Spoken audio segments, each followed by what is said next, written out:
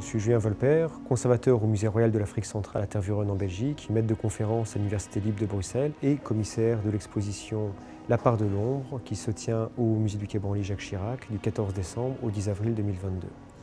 Cette part de l'ombre, c'est de découvrir des objets méconnus, dont un grand nombre d'ailleurs n'ont jamais été présentés au public. Des histoires méconnues d'une région du Congo, qui est le sud-ouest congolais, avec aussi l'occasion de voir plus en détail certains aspects historiques, ethnographiques et artistiques de cette partie de ce grand pays.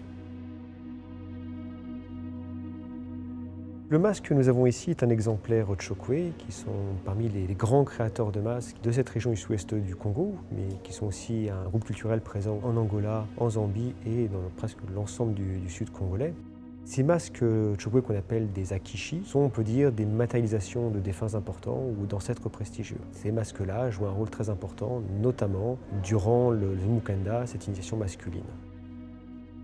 Parmi les différents caractères, certains types de masques sont vraiment très emblématiques, comme le masque est ici, qui est le masque Po, le masque de la femme, ou Moana Po, le masque de la jeune femme, qui quelque part fait le lien entre les mères et les circoncis en cours d'initiation. Donc un masque très important, qui est souvent extrêmement gracieux, on le voit ici. Le sculpteur d'ailleurs qui le réalise s'inspirait souvent des traits d'une belle jeune femme du village. Donc il y a des choses des fois qui participent presque de l'idée du portrait dans certains cas.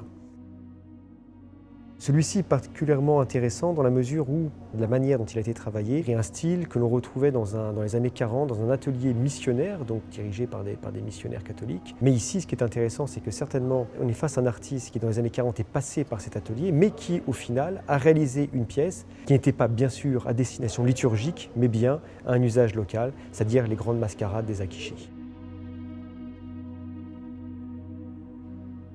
Se trouve à mes côtés un masque Kwese qui est présenté dans l'exposition La part de l'ombre. Ces masques Kwese font partie des masques relativement méconnus de ces arts du Mukanda, c'est-à-dire de l'initiation masculine qui existait dans cette partie du Congo qu'est le sud-ouest.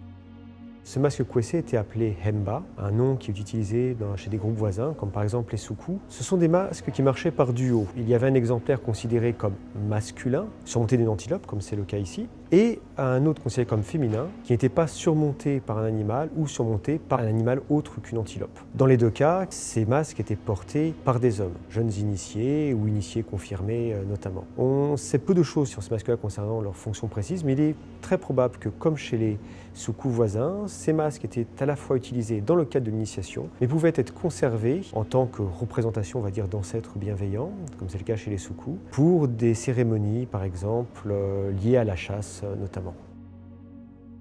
L'une des caractéristiques de ces masques Kwese est justement leur polychromie, notamment par exemple cette utilisation de ce coloris européen qui est le bleu de lessive, tout à fait remarquable et qui a été extrêmement bien conservé sur l'exemplaire ici présenté.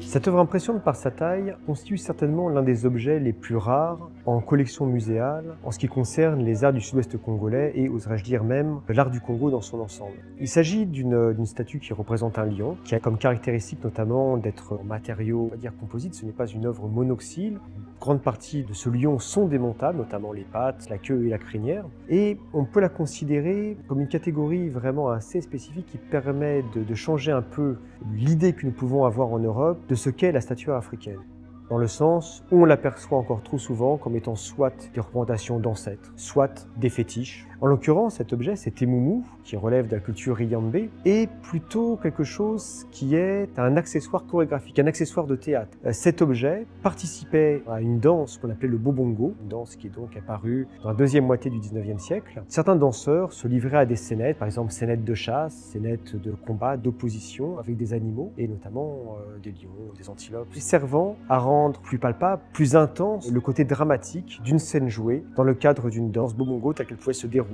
au début des années 50.